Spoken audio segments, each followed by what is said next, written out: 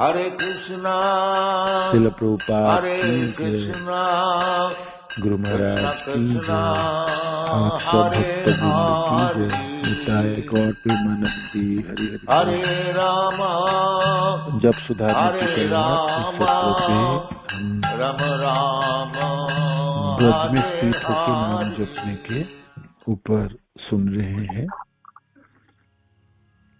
ब्रज में स्थित होके नाम जपने के ऊपर सुन रहे हैं और आसक्ति के स्तर है ना, नाम जपने के आसक्ति के स्तर।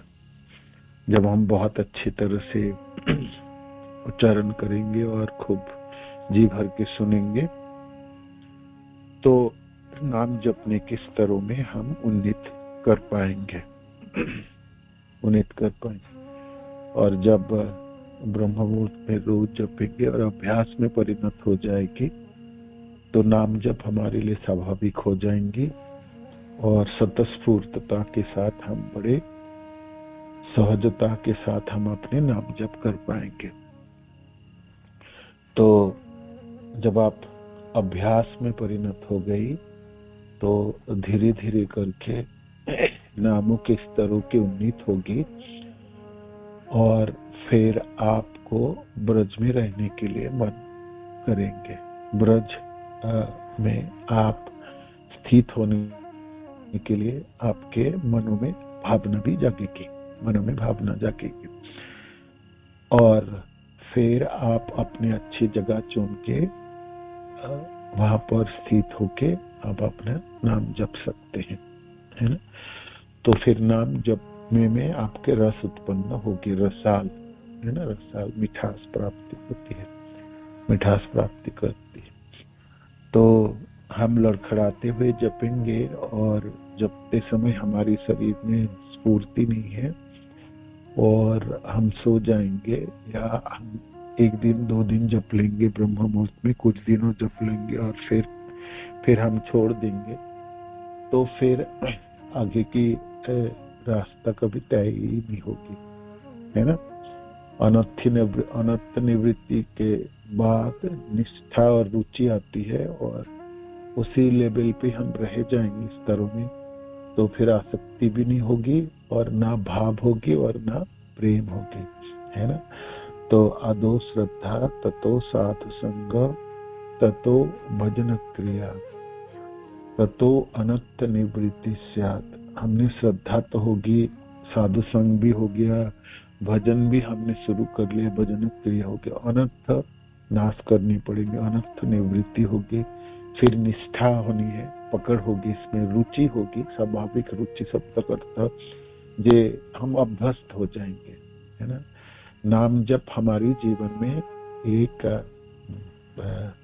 प्रथम साधन होगी और सर्वोत्तम साधन के रूप में जीवन में अंगीकार करेंगे। इसको हमने मूल देंगे, इसकी महिमा को समझने के लिए प्रयास करेंगे, है ना। महिमा समझने के लिए भी प्रयास करेंगे, तभी ये संभव होगी, ये संभव होगी। और हम किस तरह से इनको कितनी वेटेज दे रहे हैं, कैसे हम इनको देख रहे हैं, तो फिर उसके ऊपर निर्भर करेगी आपकी भक्ति में प्रगति। मानो कि हम इसको वेटेज दे ही नहीं रहे और बाकी और भी बहुत कुछ साधन कर रहे हैं, तो हम उसमें भरोसा रख रहे हैं और उसके भरोसे से हम सोचे भरपाई कर लेंगे, तो फिर वो होने वाला है नहीं, वो नहीं होगी। नाम जो जप है, नाम जप जो है तो 64 साधनों में से सर्वोत्तम और सर्वोपरि साधन है और इस कली युग में इसके अलावा तो कोई साधन है भी नहीं और बाकी किसी और साधनों से हमने कुछ भरपाई करने के प्रयास करेंगे तो विफलता हाथ में लगेगी, है ना। तो जब हम बहुत अच्छी तरह से नाम जप रहे हैं और अभ्यास में परिणत हो जाएंगे, तब हम ब्रज में प्रवेश कर पाएंगे, ब्रज में प्रवेश कर पाएंगे। कम से कम और ब्रज में प्रवेश करने के लिए मानसिक रूप में आप प्रवेश कर पाएंगे। मानसिक सेवा की अर्थ हुई व मानसिक रूप में उपस्थिति की अर्थ हुई आपके सूक्ष्म शरीरों की प्रवेश, है ना। स्थूल शरीरों में ना भी रह पाए, है ना, किंतु हम सूक्ष्म शरीर से व मन से हम वहां पर रह पाएंगे, है ना। तो ये मानसिक जप की बात आती, जपा मेडिटेशन की बात आती ध्यान पूर्वक नाम जपने की, है ना, प्रक्रिया के बारे में भी वर्णन आते, आपने श्रवण किए होंगे। जप के ऊपर बहुत ज्यादा जोर दिया जाता है और अनेकों सेमिनार चलती है और अनेकों जगहों पे सब बैठ के कंटिन्यूअस जप करते हैं। 16 माला करेंगे, 32 होगी, 64 होगी, इस तरह से जिससे अभ्यस्त हो जाए, जिससे साधक को ना जप में थोड़ा सा मिठास उत्पन्न हो जाए और जपने की प्रवृत्ति जग जाए, जपने की प्रवृत्ति जग जाए। तो इस तरह से तो रोज हम ध्यानस्थ होके नाम जपेंगे और मन को हमारी साथ रखेंगे और मन को विशेष करके वृंदावन में रखेंगे, ब्रज में रखेंगे, तो धीरे धीरे नाम जप में मिठास आपको प्राप्ति हो जाएंगी। और इसके लिए धीरज धारण करना पड़ेगा, धैर्य धारण करनी पड़ेगी, संकल्प लेनी पड़ेंगी और आपने को तैयारी करनी पड़ेगी सुबह की नाम जपने के लिए।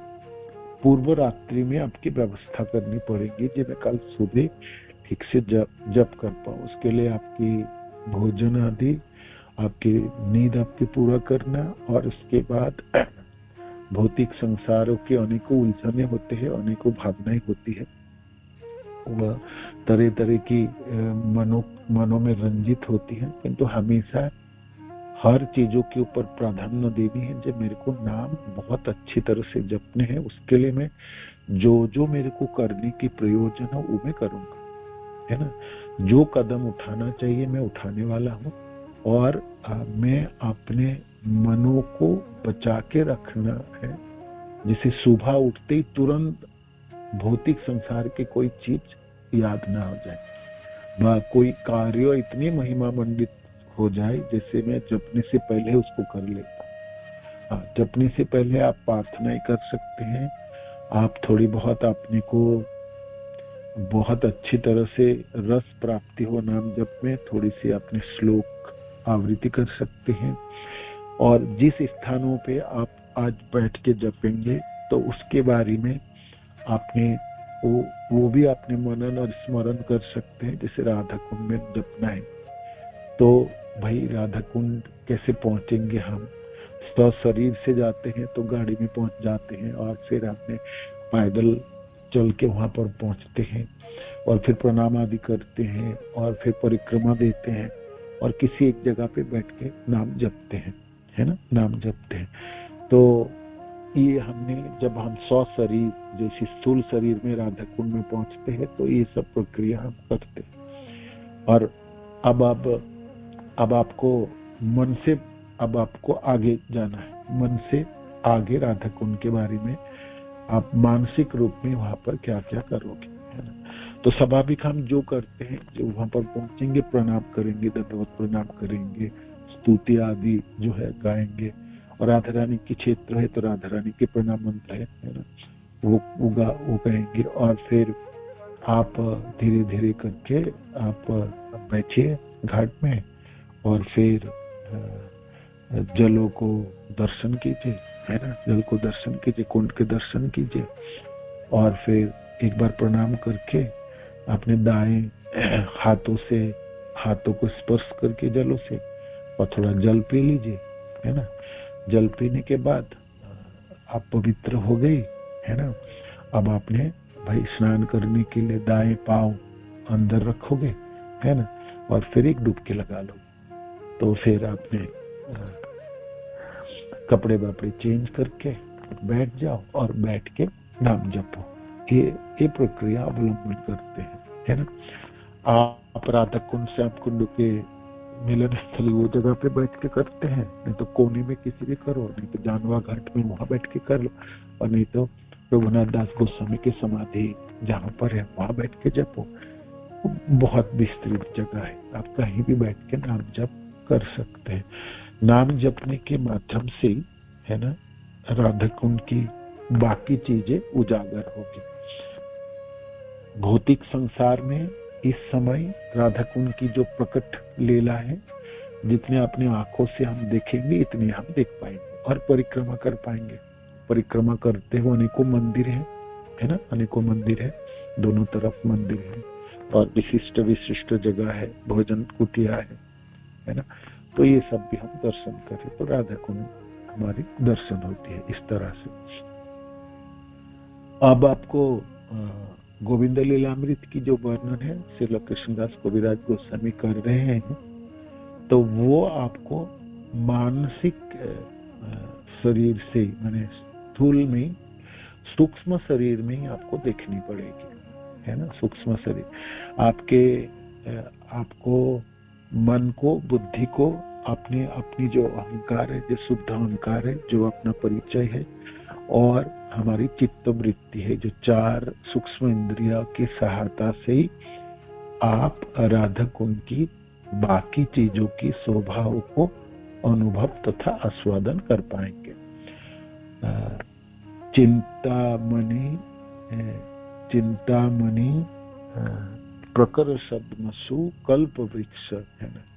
तो चिंतामणि भूमि, वो भूमि क्या है? चिंतामणि।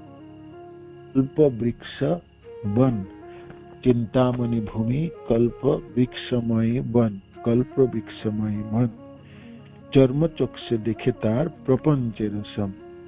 तो भाई है तो चिंतामणि भूमि है और कल्प वृक्ष है, कल्प वृक्षों की वन है, कल्प वृक्षों की समूह है, किंतु हमने चमड़े की आंखें से देखेंगे, इसी आंखों से देखने के प्रयत्न करेंगे तो प्रपंच दिखेगी। प्रपंच दिखेगी माने भौतिकता ही चारों तरफ आपको दिखलाई देगी।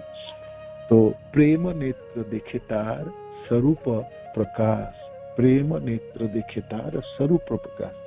तो उसके लिए कौन सा नेत्र चाहिए? प्रेम नेत्र। प्रेमांजन छुरिता भक्ति विलोचनेन शांत सदैव हृदय सुविलोकयन्ति। तो प्रेम नेत्रों की प्रयोजन होगी। इस प्रेम नेत्र कहाँ से मिलेंगे? ये प्रेम नेत्र उजागर आपको नाम जप के माध्यम से होगी। चैतन्य महाप्रभु की कृपा से इसी नामों में, है ना, हरे कृष्ण महामंत्रों में पूरे शक्ति उन्होंने प्रदान करके दिए हैं, है ना। तो नाम बहुत बलवान है और महामंत्र अद्भुत शक्तिशाली है। तो महामंत्रों के उच्चारणों के माध्यम से, इसी मंत्र की शक्ति से शक्तिमान होके हमारी जो प्रपंच की जो हमारी जो जड़ इंद्रिया है उसमें दिव्यता प्राप्ति होगी, उसमें दिव्यता होगी। रसनाओं में दिव्यता होगी, कानों में दिव्यता होगी, हृदय में दिव्यता होगी, हर चीजों में दिव्यता प्राप्ति हो जाएगी। ऐसे तो ये जड़ इंद्रिया है। आप स्थूल इंद्रिय की बात करो, 5 सुख ज्ञानेन्द्रिय की बात करो, ये तो जड़ इंद्रिया है। चक्षु कर्म नासिका जीवा त्वचा जड़ इंद्रिया है, जड़ इंद्रिया है, ये दिव्य इंद्रिया नहीं है। किंतु जब इसको हमने सेवा में लगाएंगे, जब इस सेवन मुखी जीवा, तो जब हमने सेवा में लगा देंगे, उच्चारण करेंगे हम अपने जीवा से, और बहुत अच्छी तरह से उच्चारण करने के लिए रोज रोज हमने प्रयत्नशील होंगे। और हमारी प्रयास हमेशा जितनी शक्ति मेरे पास है उससे ज्यादा शक्ति प्रयोग करके हमने इसको अच्छे स्तरों में उन्नीत होने के लिए अभिलाषा होगी। तो जैसे अभिलाषा होगी, जैसे इच्छा होगी, जैसा मति होगी, ऐसी गति होगी, है ना। हमने देखे भौतिक संसार में बहुत चीज हमने प्राप्ति करने के लिए प्रयास किया, हमने इच्छा की और किए हैं, मिल जाती है, मिलती है। नौकरी मिली, बिजनेस में हो गया, घर मिली, जो भी भौतिक संसार में हमने जो मोटा मोटा हमने इच्छा किया, प्लानिंग किए, हमने तैयारी की अपने के लिए, तो प्राप्ति हो जाते हैं, होती है। ऐसा नहीं है कि कुछ भी प्राप्ति नहीं होती, होती तो है। हाँ, कितने स्तरों की प्राप्ति है, तो किस तरह की प्राप्ति होती है वो भौतिक संसार में हम देखे हैं, किंतु होता है। ऐसा नहीं है कि हमने कोई इच्छा ही नहीं की, कोई प्लानिंग की ही नहीं है और अचानक वो भी प्राप्ति होती है। पिछले जन्म के प्रारब्ध से अचानक आ जाते हैं, तो हम कहते हैं जो अचानक प्राप्ति हो गई भौतिक संसार के, जब ये इसके लिए मैंने किया ही नहीं था, मिल गया, ऐसा भी होते हैं। किंतु मोटा मोटा जीवन आप देखेंगे, जिसके लिए आपने तैयारी किए हैं वही जीवन में प्राप्ति होती है। बहुत ज्यादा मिराकल्स होती नहीं है ना, मिराकल कभी कभी होती है ना, कभी कभी मिराकल होती है। तो उसके लिए हमने निरंतर प्रयास करते हैं। भौतिक संसार में कोई भी चीज आपको प्राप्ति कर ले, हमने प्रयास किया और बहुत अच्छे खासा प्रयास किए हैं, उसके लिए समय बिताए, हमने समय दिए और तब उस पद को प्राप्ति किए या वो उस चीजों को हमने प्राप्ति की। जब भौतिक संसार की किसी चीजों को प्राप्ति के लिए इतना प्लानिंग है और इतनी समय बिताए और इतनी हमने माने ध्यानस्थ रहे, कंसंट्रेशन लगाए अपने, है ना, बहुत समय लगाए हम। एक छोटी सी पढ़ाई, एक डिग्री पाने के लिए हमने कितनी समय बिताए और कितनी हमने प्रयास किए हैं। तो ये तो प्रेम नेत्र की बात है और ये तो आध्यात्मिक जीवन की बात है, ये तो दिव्य जगतों की बात है। तो उसके लिए तो आप सोचेंगे मैं तो आंखें बंद कर लूंगा और तुरंत देख लूंगा राधा कुंड की शोभा और गोविंद लीलामृत की विषय वस्तु, तो मेरे लिए तो आप श्लोक पढ़ लूंगा, कंठस्थ कर लूंगा, मेरे पास हो जाएंगे। वो होगी तब जब आप नाम बहुत अच्छी तरह से जपेंगे। नाम की शक्ति से शक्तिमान होके आपके आंखों में स्फुरन होगी, है ना। प्रेम नेत्र देखे तार स्वरूप प्रकाश, गोप गोपी संग कृष्ण स्वरूप विलास। प्रेम नेत्र देखे तार स्वरूप प्रकाश, गोप गोपी संग जहा, गोप गोपी संग जहा कृष्ण रो विलास। गोप गोपियों के संग में भगवान कृष्ण के लीलाओं की आस्वादन व दर्शन आपको प्रेम नेत्र से होने वाले, प्रेम के नेत्रों से होगी, चमड़े के आंखों में होगी नहीं। चमड़े के आंखों से खोल के देखोगे तो आपको कुछ दिखाई देंगे नहीं। कि तो तभी भी जो भी हमको दिखती है राधा कुंड में, राधा कुंड सिर्फ इस धरती में नहीं है, इस पूरे 14 प्लेनेटरी सिस्टम में जो ऊपर के 7 लोक और नीचे 7 पाताल लोकों की, है ना, वर्णन आती है। ये जो बीरिन जी है, चतुर्मुख ब्रह्मा जी की जो इस सृष्टि है, जिस ब्रह्मांड में हम इस धरती में, छोटे से शहर में, बड़े शहर में, जहां भी हम रहते हैं, तो हमारे पूरे इस ब्रह्मांड में सबसे महत्वपूर्ण, गरिमा मंडित और महिमा मंडित जगह है वो राधा कुंड है। और आध्यात्मिक जगत की बात आई, मानो कि आपने बिरजा के उस पार की जगतों की बात करो, बिरजा के उस पार की, है ना, ब्रह्म ज्योति बात हुई, आपकी भाई शिव लोगों की बात आएगी और फिर ऊपर विष्णु लोगों की बात आएंगी और फिर बात आएंगी गोलोक की है। उस आध्यात्मिक जगत की भी आप बात करो, उनमें से भी सबसे गरिमा मंडित जगह है राधा कुंड। तो आध्यात्मिक जगत हो या आपकी भौतिक जगत हो, दोनों जगत के सबसे सुंदर और सबसे महिमा मंडित जगह आपकी राधा कुंड। तो आप शरीर से पहुंच पाए या मन से पहुंच पाए, ओहो भाग्य आपकी, ओहो भाग्य। हाँ, शरीर से पहुंच जाएंगे, शरीर से आप पहुंच जाएंगे और अपनी चमड़े के आंखों से देखेंगे तो आपके मानसिक दशाओं के ऊपर निर्भर करेंगी क्या स्फुरन होगी, क्या स्फुरन होगी। गंदगी दिखेगी, बहुत सारे लोग होंगे, छोटे छोटे घर दिखेगी, कोई पेड़ पौधा दिखेगी नहीं, कोई फूल नहीं है, कुछ नहीं, ये सब दिखाई नहीं देगी। तो आपने सोचो कि राधा कुंड की इतनी महिमा, और राधा कुंड के बारे में तो सारे शास्त्रों में इतनी भर भर के वर्णन आई, और इस जगह को पूरे धरती की बात नहीं आता है, पूरे ब्रह्मांड में सबसे गरिमा मंडित जगह है।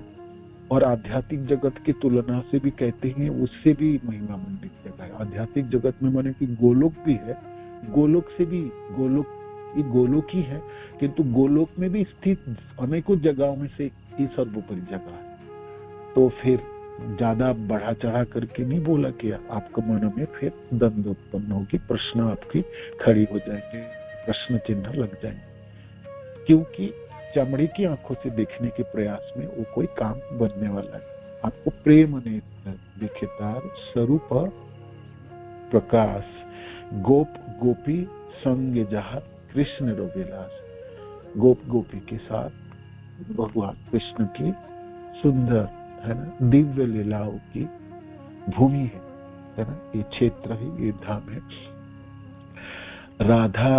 राधा कुंडेर माधुरी जन राधार माधुरी माँ, कुंडेर माधुरी जन राधार माधुरी माँ। इस कुंड की सभा इतनी सुंदर है, बहुत ही सुंदर है ना, अद्भुत इनके अनुपम सौंदर्य है ना, अतुलनीय है। तो इस कुंड की जो माधुरी है ये तो राधा रानी के माधुरी माँ है। कुंडेर महिमा जन राधा रोमी, इस कुंड की जो महिमा है वो राधा रानी की महिमा है। राधा रानी की किस प्रकार महिमा बनती है ना, राधा ठाकुरानी है ना। तो समस्त जगत की भौतिक जगत हो आध्यात्मिक जगत हो, राधा रानी सर्वोपरि है। इवन तो राधा रानी भगवान कृष्ण को भी मोहित करने वाले मदन मोहन मोहिनी कहलाता है। भगवान कृष्ण सबको आकर्षित करते हैं, उनसे भी धरती के प्राणियों के नहीं, जनलोक तपलोक ऊपर के ब्रह्मा जी के लोग, समस्त आध्यात्मिक जगत में सब लोग भगवान कृष्ण द्वारा आकर्षित होते हैं। किंतु उस कृष्ण की आकर्षण भगवान कृष्ण भी आकर्षित होते राधा रानी के द्वारा। इसलिए राधा रानी राधा ठाकुरानी सबसे महिमा मंडित है। और ये जो कुंड है, ये कुंड की महिमा राधा रानी की महिमा है। कुंडेर महिमा जैना राधार महिमा, एक कुंडे एक बार जय करे स्नान, एक कुंडे एक बार जय करे स्नान, तारे राधा सम प्रेम कृष्ण करे दान। जो भी एक बार इस कुंड में स्नान करते हैं वो राधा सम प्रेम, जिस प्रकार भगवान कृष्ण राधा रानी को प्रेम प्रदान करते हैं, ऐसा प्रेम उस भाग्यवान जनों को प्राप्ति हो जाती है। ऐसा वर्णन है चैतन्य चरितामृत आदि ग्रंथों में इस कुंड की महिमा तो भर भर के वर्णित हुई अनेकों शास्त्रों में। उपदेशामृत के अंतिम 3 श्लोकों में इस कुंड की महिमा वर्णित है, जो हमने पढ़ाई की।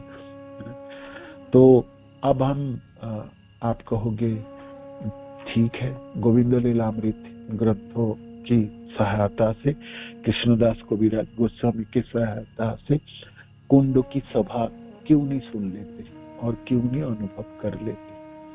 तो उसके लिए आपके बंद आंखें चाहिए और आपके हृदय की प्रयोजन पड़ेगी, है ना। तो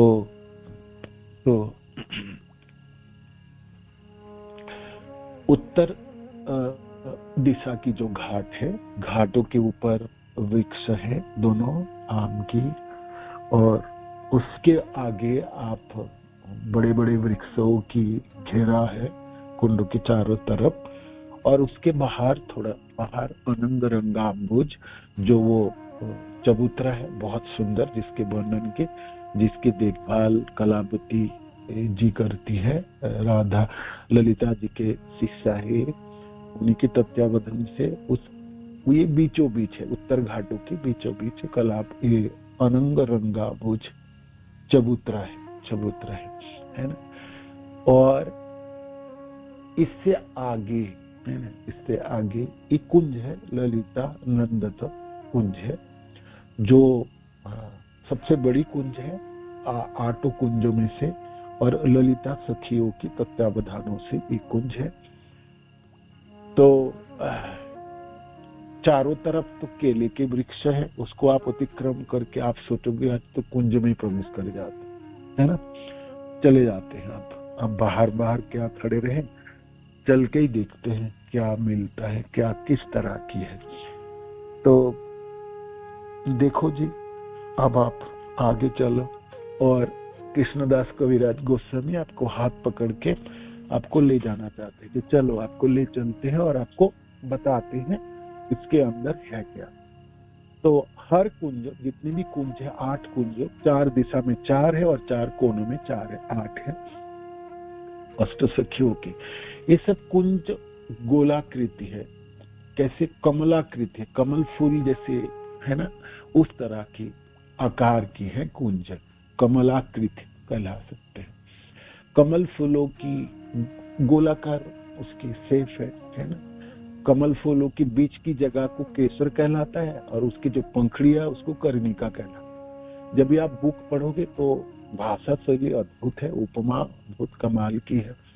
हिंदी अनुवाद भी आपको बड़ी ध्यान से पढ़नी पड़ेंगी, तभी आपको समझ में थोड़ा थोड़ा करके आएंगे, और नहीं तो संस्कृत श्लोक तो है ही।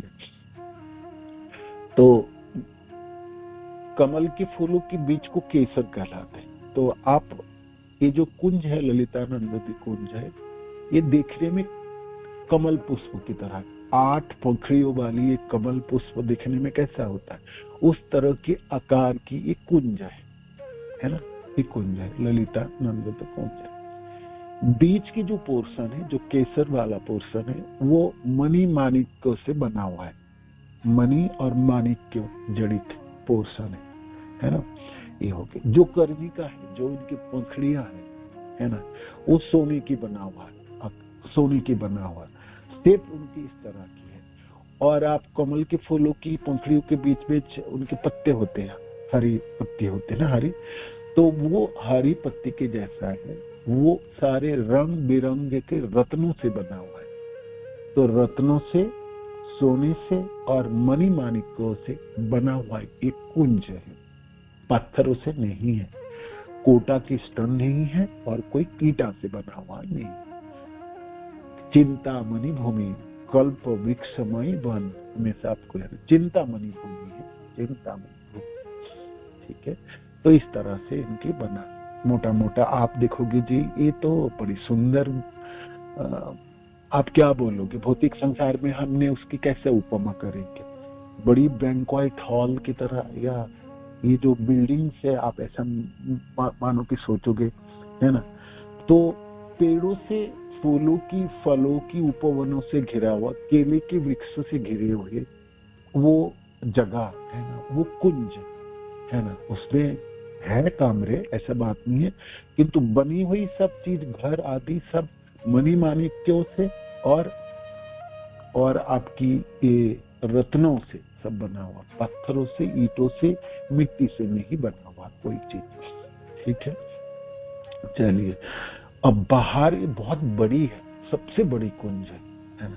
और कविराज गोस्वामी वर्णन करते ही ये अपने हिसाब से बढ़ती भी है, घटती भी है ना। वो जगह बढ़ जाती है जब लोग बहुत ज्यादा है, बहुत ही अनेकों की उपस्थिति है तो बढ़ेगी, सबकी जगह देने के लिए बढ़ जाएंगे। और जब किसी दिन लीलाओं में बहुत कम लोगों की प्रयोजन है, सबकी जरूरत नहीं है, तो घटेगी, घट जाएगी। अच्छा, एक तो ये, और दूसरा इसकी क्या गुणावली है, इसमें शीतताप नियंत्रित है। हर ऋतु यहाँ पर विराजमान है, और बसंत ऋतुओं को प्राधान्य है। माने आप इसमें बहुत गर्मी नहीं है, बहुत ठंडक नहीं है, बहुत कीचड़ आदि नहीं है, बारिश होगी चारों तरफ कीचड़ कीचड़ है, बदबू, इस तरह भी कुछ नहीं है। हमेशा ही सब नियंत्रित है और इसकी शोभा अद्भुत है। हमेशा ही रमणीय परिवेश है ना, और शरीर को पीड़ा देने वाले नहीं। कमल फूलों की शीतलताओं की शीतलता प्रदान करने वाली इस कुंज की शोभा अद्भुत है, अद्भुत है। और कहते हैं कविराज गोस्वामी, इसको भाषाओं से वर्णन करने की शक्ति मेरी नहीं है, किंतु जहां तक मैं कर पा रहा हूं मैं कर देता, बता रहा हूं। ठीक है। तो ये है इस कुंज की महिमा है। अब आप थोड़ी सी आंखें फैला के देखोगे, बहुत बड़ी कुंज है। अब इसकी बाहर की चारों तरफ आप दिखने, किसी जगह में प्रवेश करोगे, करने से पहले तो देखोगे बाहर क्या क्या है। जैसे हम किसी बिल्डिंग वगैरह में जाते हैं, उसके प्रांगण कैसी है, उसके वो अंदर प्रवेश करने, जब कहाँ से प्रवेश करूंगा, उसकी गेट कैसा बना हुआ है, बस कैसे कैसे होता है। एकदम से तो बीच में प्रवेश नहीं कर जाओगे ना। तो थोड़ी सी आंखें फैलाओ, चारों तरफ देखो, दी कुंज के चारों तरफ है क्या। तो कहते हैं 5 इंद्रियां है ना, जीव की 5 इंद्रियां, पंच इंद्रियां है। तो पंच इंद्रियों को सुख देने वाले 5 मंडप है ना, दिशा क्या होगी, आप कहोगे चारों तरफ 4 दिशाओं में 4 मंडप और एक मंडप कहाँ लगाए, आप कर लो जी, जहां आप रखना चाहते हो विराजमान कर लो, उतनी वर्णन उसमें है नहीं। इतनी वर्णन है जो 5 मंडप अद्भुत सुंदर मंडप बनी है। और वो मंडप बनी किसमें, आपको बताते किस चीजों से बनी हुई। वैदुर्जमनी मैंने देखा नहीं, सिर्फ पढ़ा हूं, सुना हूं। तो आप शब्द से भाई कर लो, जहां तक आपकी बुद्धि पहुंचता है और आपकी हृदय पहुंचेगी वहां तक आप पहुंच पाओ, है ना। आंखें बंद करके जो देखना अपने प्रयास करने करो। कविराज गोस्वामी कहते हैं 5 मणियों से बना ये मंडप, एक एक मंडप है, कोई एक मंडप, पहला मंडप को आप पकड़ लो तो वो सोने के जैसा वैदुर्जमनियों से बना, सरनाभ वैदुर्जमनी। संस्कृत शब्द बड़ी सुंदर है, उसका अर्थ भी आप करोगे हिंदी में यही अर्थ होता है। दूसरी मंडप बनी नीलकांत मणियों से, तीसरी मंडप बनी पद्मराग मणियों से, चौथा मणि बनी स्फटिक मणि से और 5वां नील मणि से बना हुआ। माने इस मणियों से, रत्नों से बनी एक मंडप है ना। ये सब रत्न ना इस भौतिक संसार में होती है, ना ब्रह्मा जी के लोक में होती है। ये तो चिंतामणि भूमि, कल्प वृक्षमय वन है ना। तो 5 मणियों से बना हुआ है ये मंडप, है ना। मंडप के बीचों बीच जो प्राचीर है ना, माने जिसमें मणियों की कारुकार्य है, उसमें आप देखोगे आपको दिखाई देगी, उसमें अनेकों कारुकार्य है। तो उसमें पक्षी की है, हिरण की छवि है, देवता आदियों की है और अनेकों अद्भुत चित्रकारी है। वो चित्रकारी आपको बड़े सुख देने वाले, आनंद देने वाले, मनों को भरने वाली है और उसको भाषाओं में वर्णन नहीं कर जाएंगे। ठीक है, थोड़ी सी और आंखें फिराओ तो मंडप में आप देखोगे जानू तक, घुटने तक ना उनमें कुट्टिम बना है। कुट्टिम शब्द का अर्थ है रत्न जड़ित पेटी बोलो या रत्न जड़ित कुटिया बोल सकते हो, है ना। रत्नों से बना कुटिया है ना, छोटे छोटे कुटिया, जैसे कमल के फूलों के पंखड़िया बीच में होता ना पोषण, इस तरह से उस मंडप के बीचों बीच ये आपके जानू पंजम तक, घुटने की ऊंचाई तक आपके रत्नों से बनी कुट्टिम है।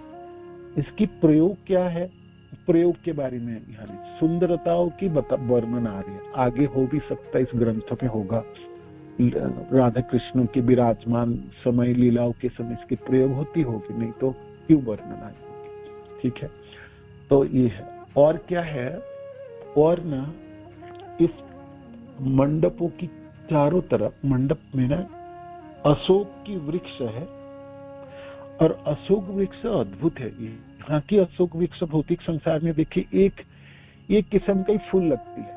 अशोक वृक्ष आपने देखे होंगे तो उसके एक ही कलर होती है, उसको पत्ते की कलर हरी होगी, फूलों की कलर एक ही जैसा। ये जो अशोक वृक्ष है अद्भुत है, इसमें 5 तरह की फूलों की रंग है।